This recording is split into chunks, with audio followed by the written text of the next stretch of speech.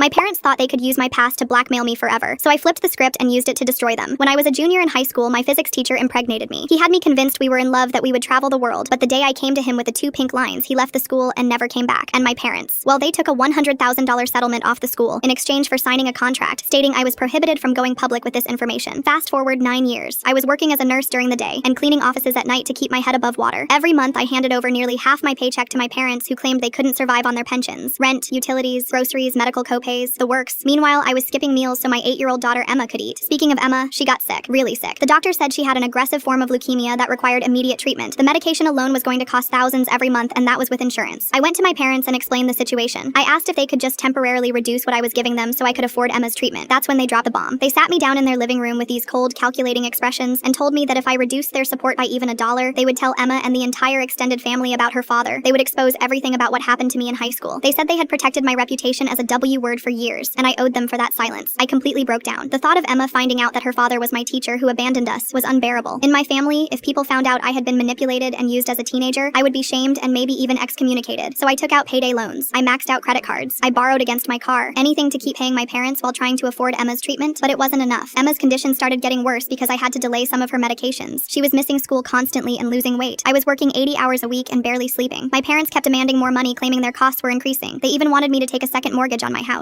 One night, Emma collapsed at school and had to be hospitalized. While I was sitting in the hospital waiting room, a social worker started asking questions about why Emma's treatment had been inconsistent. I was so exhausted and stressed that I almost broke down right there. That's when I found the receipts. I had borrowed my parents' car to drive to the hospital because mine broke down, and when I was cleaning out some trash, I found restaurant receipts from expensive places, casino parking stubs, movie tickets, all from the past month when they claimed they could barely afford food. I started investigating. I followed them one afternoon and watched them walk into a casino. I documented everything, the gambling, the shopping trips. They were living it up on my money while my daughter was dying. But when I confronted them with the evidence, they didn't even try to deny it. Instead, they doubled down on the blackmail. They threatened to call child services and report me as an unfit mother. They said they would destroy my nursing license by claiming I was unstable. They demanded I sign over the deed to my house or they would ruin me completely. That's when something snapped inside me. I realized they had been systematically destroying my life for years. They had taken money that was meant to compensate for my trauma and used it to fund their lifestyle. Then they spent nearly a decade exploiting that same trauma to control me. So I started recording our conversations. I gathered all the evidence of their financial abuse. I couldn't afford a lawyer, so I became a professional internet sleuth and learned that what they were doing to me was actually illegal. Financial exploitation, extortion, the whole thing. Then I called a family meeting. I invited all my aunts, uncles, and cousins. Everyone who had spent years praising my parents for being such generous grandparents while judging me for accepting their help. And at this family meeting, I played the recordings. I showed the receipts. I explained how they had been stealing money meant for Emma's cancer treatment to fund their gambling addiction. And then I told them the truth about the school settlement, how my parents had been paid $100,000 to keep quiet about a teacher who assaulted their daughter. Money they had hidden and spent while forcing that same daughter to work herself into the ground to support them. The room went completely silent.